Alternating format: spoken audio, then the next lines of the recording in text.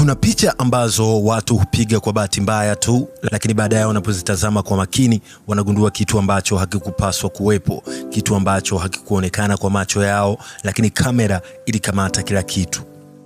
Na mara nyingi kile kinachotokea kwenye picha hizo hubadilisha maisha yao milele. Karibu kwenye Siri za Dunia, sehemu ambayo tunafichua matukio ya kutisha na ukweli ambao hauambiwi kirahisi. Kama unapenda maudhui kama haya, bonyeza subscribe sasa hivi na uwashe kengele ili usikose simulizi kali kama hizi, kwa sababu kile utachokiona leo kinaweza kufanya uangalie picha zako mara mbili kabla ya kuzifuta. Leo tunaangalia picha 5 zilizopigwa kwa bahati mbaya lakini zikafichua ukweli wa kutisha. Namba 1 imewafanya watu wengi kuamini kuwa huenda hatuko peke yetu duniani. Namba 5 ni The Cooper Family Photo. Picha za familia ya The Cooper. Miaka ya katikati ya mwaka 1950, familia moja nchini Marekani ilihamia kwenye nyumba mpya Texas. Walikuwa wameanza maisha mapya wakati huo. Nyumba ilikuwa ya zamani kidogo lakini tulivu. Siku moja waliamua kupiga picha ya kumbukumbu wakiwa wamekaa mezani, wazazi wawili na watoto wao wawili. Picha ilionekana ya kawaida kabisa. Hakuna kilichoonekana tofauti wakati kamera ilipopiga. Lakini mambo yalibadilika baada ya picha kudevelopiwa. Ndipo walipoona juu kabisa ya picha kulikuwa na kitu kinachofanana na mwili wa mtu. Mwili uliokuwa kama umeanguka kutoka juu ya dari ukiwa umegeuka kichwa chini. Uso haukuonekana vizuri, lakini umbo lilikuwa wazi kama mtu halisi. Familia hii ilisimama wakashangaa. Hakuna mtu aliyekuwa juu ya dari, hakuna mtu aliyepita wakati huo, na cha kutisha zaidi, hakuna aliyewahi kuona kitu hicho kwa macho yao wakati picha inapigwa. Baadhi ya wataalamu walisema huenda ni double exposure, makosa ya kamera ya zamani, lakini wengine walikataa. Kwa sababu muundo wa mwili huo ulionekana wazi sana kuwa ni wa binadamu, hadi leo hakuna anayejua ni nini kilichonaswa kwenye picha hiyo. Je, ilikuwa ni hitilafu ya kamera au kuna kitu kilikuwa ndani ya nyumba hiyo ambacho hawakuweza kukiona katika macho ya kawaida? Namba 4 ni The Solway Faith Specimen, mwaka 1964. Mwaka 1964 mwanaume aitwaye Templeton alikuwa ametoka na familia yake kwenda kwenye matembezi katika pwani ya Solway Faith, Uingereza. Alikuwa na kamera yake, akaona binti yake mdogo akiwa amesimama kwenye nyasi, akapiga picha. Hakukuwa na mtu mwingine karibu nao, ni eneo la wazi kabisa. Lakini waliporudi nyumbani na kudevelop picha, waliona kitu kisichoelezeka. Nyuma ya binti huyo kulikuwa na mtu aliyevaa mavazi meupe kama astronaut, na alikuwa amesimama kimya akimtazama mtoto. Jimmy alishangaa sana. Alisema wazi hakukuwa na mtu yeyote nyuma ya binti yake wakati picha inapigwa. Hata kampuni ya Kodak ilichunguza picha hiyo na kuthibitisha kuwa haikuhaririwa. Wengine walijaribu kusema huenda ni mke wake aliyekuwa mbali kidogo, lakini Jim alikataa. Mavazi hayakuwa sawa kabisa. Hadi leo hiyo picha imebaki kuwa moja ya picha maarufu zaidi za paranormal. Je, ilikuwa ni mtu wa kawaida aliyeonekana kwa bahati mbaya au ni kitu kingine kilichokuwa kinawatazama kutoka mbali? Namba 3 ni Babushka led JFK assassination. Yani katika tukio la rais wa Marekani aliyekuwa anaitwa JFK, ndipo ambapo Babushka led aliweza kuonekana.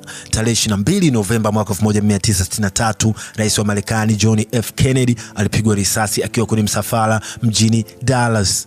Tukio hili lilirekodiwa na watu wengi, lakini kati ya watu wote waliokuwepo kuna mtu mmoja aliyewachanganya wachunguzi hadi leo. Mwanamke mmoja aliyekuwa amesimama karibu kabisa na tukio alikuwa amevaa kitambaa kichwani kinachofanana na mwanamke wa Urusi, hivyo akaitwa Babushka led. Alikuwa na kamera mkononi na inaonekana alikuwa akirekodi kila kitu kwa utulivu mkubwa. Wakati watu wengine walikuwa wanakimbia kwa hofu, yeye alibaki pale akiendelea kurekodi. Baada ya tukio, FBI walianza uchunguzi mkubwa. Walikusanya ushahidi, video, picha, lakini mwanamke huyo hakuwahi kupatikana. Hakuna aliyewahi kujitokeza kudai kuwa yeye ndiye, na footage aliyorekodi haijawahi kuonekana hadi leo. Wengine wanaamini huenda alikuwa na ushahidi muhimu sana, ushahidi ambao ungeweza kubadilisha historia. Lakini kwa nini alitoweka na alikuwa nani hasa? Tunaendelea. Namba 2 ni The Black Knight Satellite Photo from Space. Mwaka 1998 wanaanga wa NASA walikuwa kwenye mission itwayo STS-88. Lengo lao lilikuwa ni kuunganisha sehemu za International Space Station. Kila kitu kilikuwa kinaenda kawaida mpaka walipopiga picha. Katika moja ya picha hizo kilionekana kitu kikubwa cheusi kikizunguka angani. Kitu hicho kilikuwa na umbo lisiloeleweka, hakikuwa na satellite ya kawaida, hakikuwa na kifaa kinachojulikana. Picha hiyo ilipoachiwa kwa umma ikaanza kuzua maswali makubwa, wengine wakidai kuwa ni kipande cha kifaa kilichotoka wakati wa mission, kile kinachoitwa thermal blanket, lakini wengine walikataa kwa sababu kitu hicho kilionekana kuwa na muundo wa ajabu sana, kama kitu kilichotengenezwa kwa makundi. Ndipo jina likaanza kusambaa, The Black Knight Satellite. Kuna nadharia zinazosema kitu hiki kilizunguka duniani kwa zaidi ya miaka 13,000, na kama hilo ni kweli, ina maana kuna uwezekano mkubwa kuna kitu kinatuangalia kutoka juu, au hata kuna kitu kilikuwepo kabla yetu.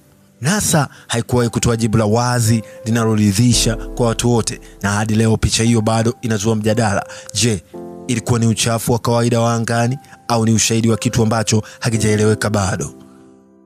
Package yetu tunakamilisha na namba 1, ambapo ni The Hook Island Sea Monster, ambapo mwaka 1964 piga picha Mfaransa aitwaye Robert Lee Serres alikuwa likizo katika eneo la Hook Island, Australia. Alikuwa akipiga picha za kawaida za bahari mpaka alipokiona kitu ndani ya maji tulivu kabisa. Kilikuwa na umbo kubwa jeusi. Mwanzoni alizani ni kivuli cha mwamba, lakini alipoangalia kwa makini, kile kitu kilikuwa na umbo la kiumbe hai. Kilikuwa kikubwa sana, kinakadiriwa kuwa na urefu wa zaidi ya mita 20.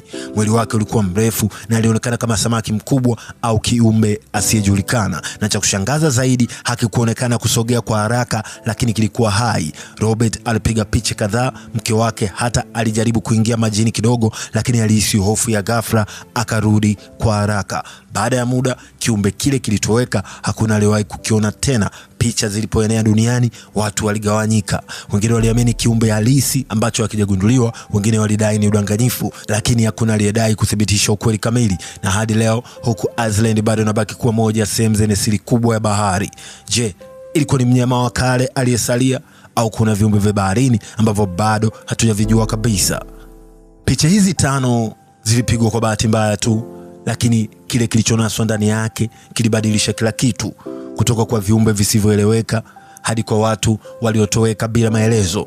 Ukweli mmoja unabaki: kamera inaweza kuona zaidi ya macho yetu, na wakati mwingine huenda kuna vitu vinatuzunguka na hatuvioni. Swali ni, wewe unaamini picha hizi ni kweli au ni bahati mbaya tu? Andika maoni yako hapo chini, na usisahau kusubscribe kwa ajili ya simulizi zaidi za kutisha kama hii, kwa sababu hii ilikuwa ni mwanzo tu. Yes.